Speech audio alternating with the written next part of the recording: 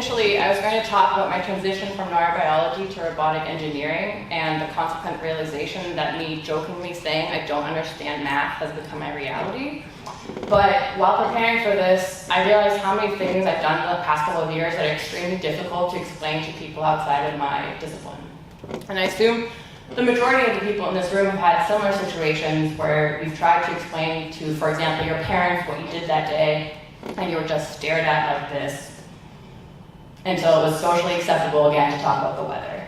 And today, I'm going to be talking about some of those moments in my own life.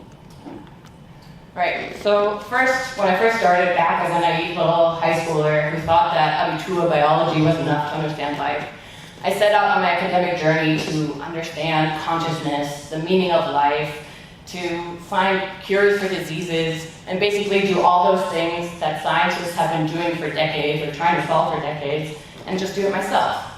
Some might call that a little narcissistic, but I think I'm okay. All right, the first thing that my parents didn't really understand was the model organism I started working with, the fly. They saw this, and I saw this, and I basically saw this every waking moment of my life. All right, I'm about to show you a schematic diagram of the fly's ventral nervous system, or the local ventral nervous system.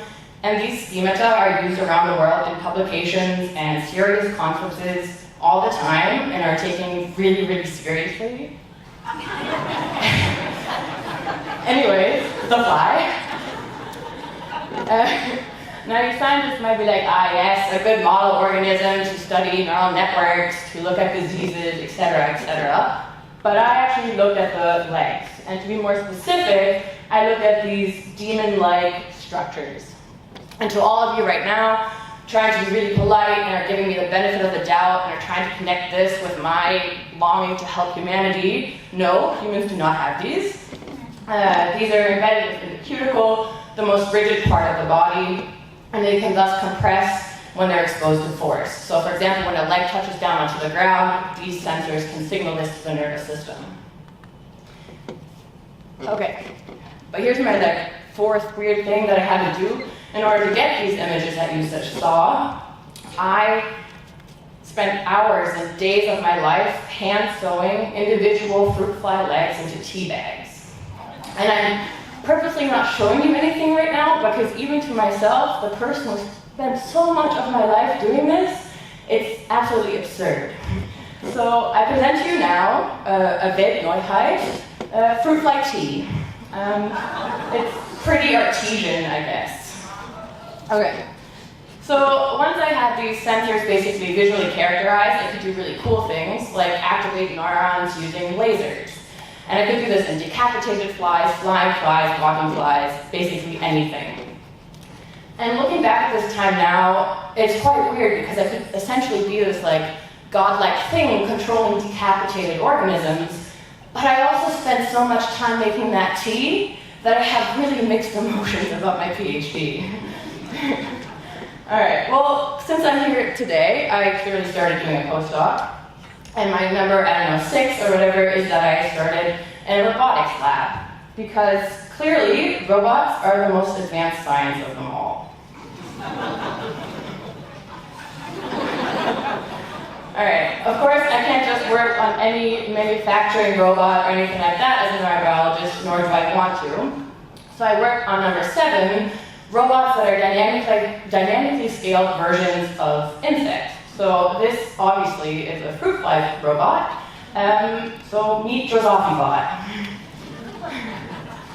Okay, but seriously, what do? Well, I cut off fruit fly legs. I put them into a machine that dried them, and this machine was lent to the university 20 years before I was born. And then I had these dry fruit fly legs. I glued them onto the tips of needles using light-sensitive dental glue. And then I could take these needle contraptions into basically a hospital-like setting and put them into a computer tomography scanner. And then I got these really high-resolution images from these fly sensors. So now I can take this information and mimic fruit fly load sensors and fruit fly-like robots. So that's basically number 8 to 12 of weird things. And Now you may be asking why, which is an excellent question. Well, modern walking robots, although extremely impressive, aren't perfect. And this is by no means any criticism, because I am on the job market, but they aren't perfect. And tests like these previous ones aren't really that hard when you integrate sensory information like us animals do, as I show here. And here. And here.